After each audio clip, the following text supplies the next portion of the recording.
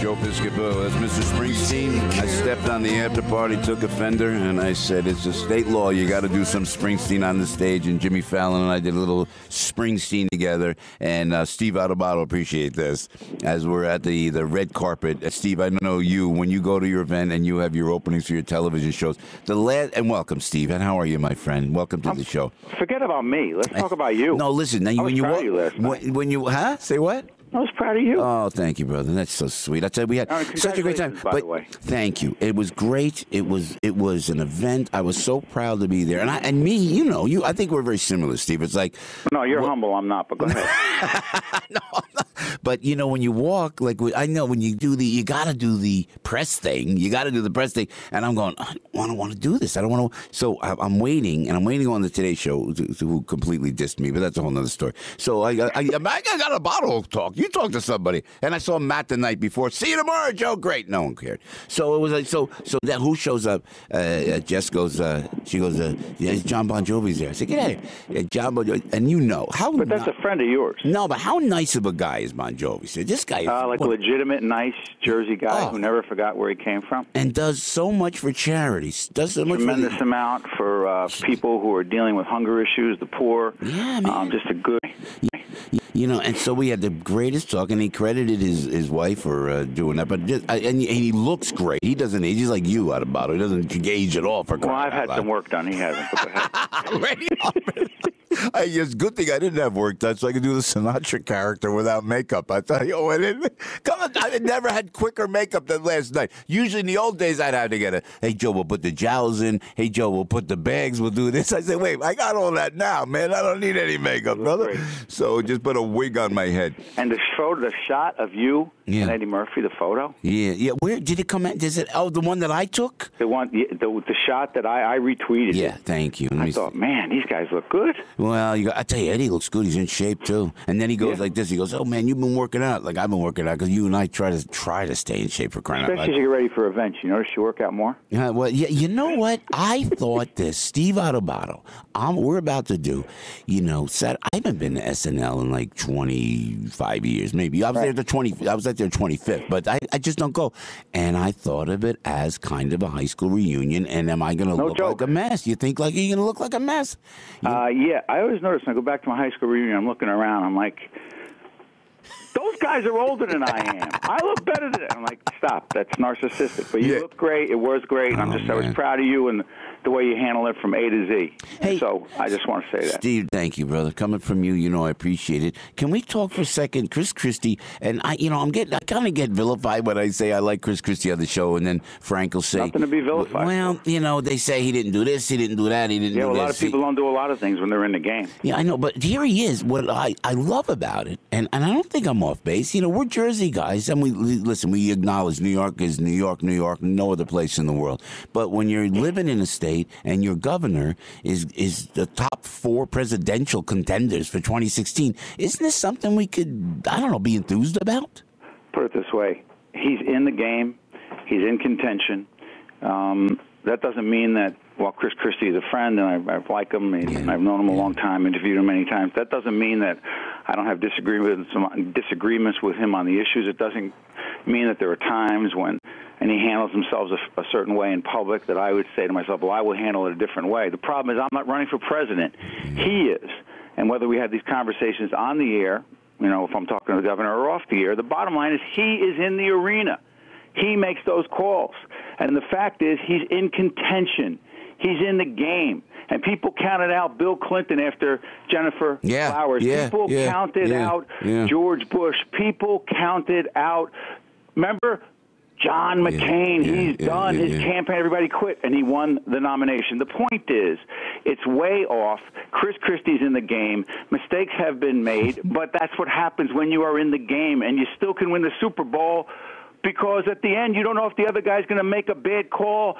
and make a pass when they should be running, and then all of a sudden you're in a position to win. That's just the way it is. And he's got money. They go, money, money, money. And don't you hate, Steve, and you know politics better than anybody, man. And it's like they go, well, his donor base. They mention donor base before they mention any policies. But if you mention donor base for Chris Christie, aside from his swagger that I at least like, you got Ken Langone behind him. Langone, you're not going to need anybody else. You got Langone behind you. Well, no, listen, Joe, the bottom line is there are some people who have been big fans of the governor, Lou Eisenberg and some others. These names don't mean very much to your audience, but they are big-time Republican players who are lining up with Jeb Bush. But the bottom line is this.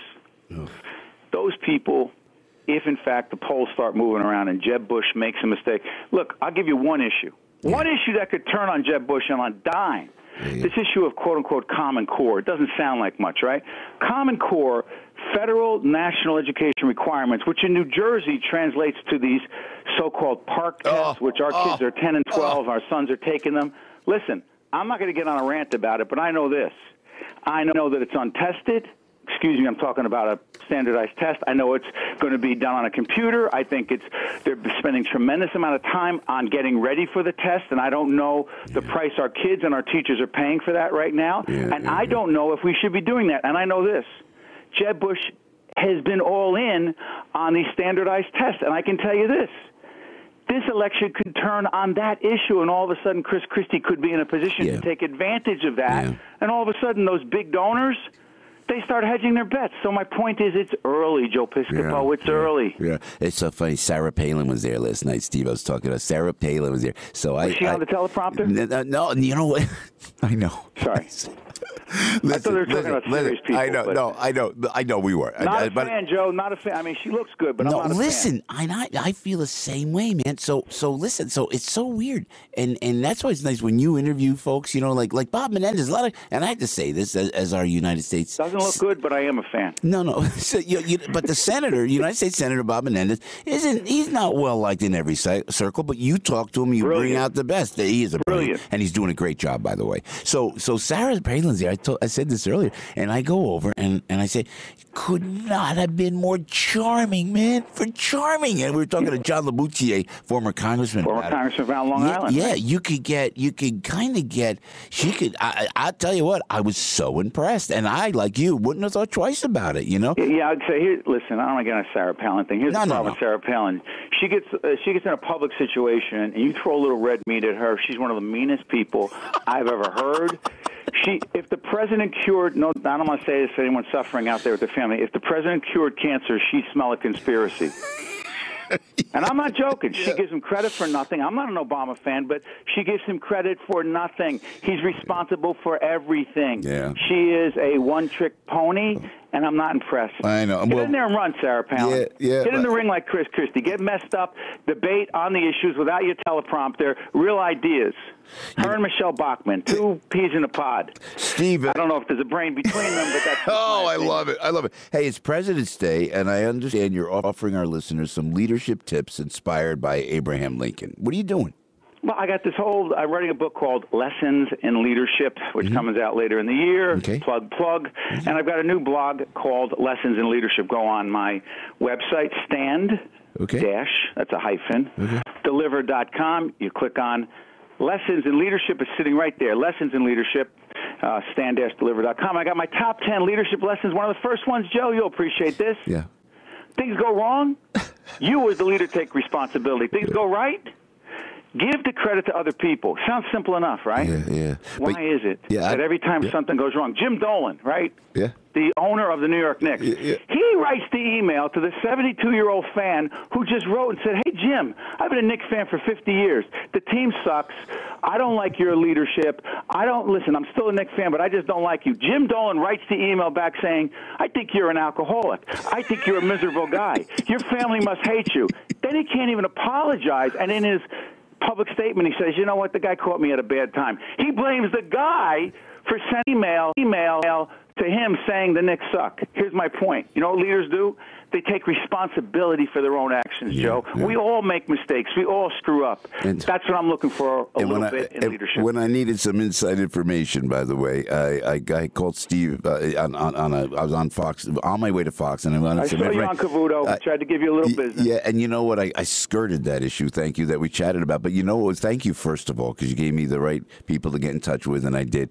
But you were in a conference, so thanks for taking the call, because you had a client with you. I do leadership. Listen, when I'm not on the air for PBS and doing some national commentary, when I do it, the real way I earn my living is I do leadership coaching for clients who actually pay, corporate clients who pay for my executive coaching. So are you going to bill? Are you going to bill me for that inside info you gave me? No, I don't bill close friends.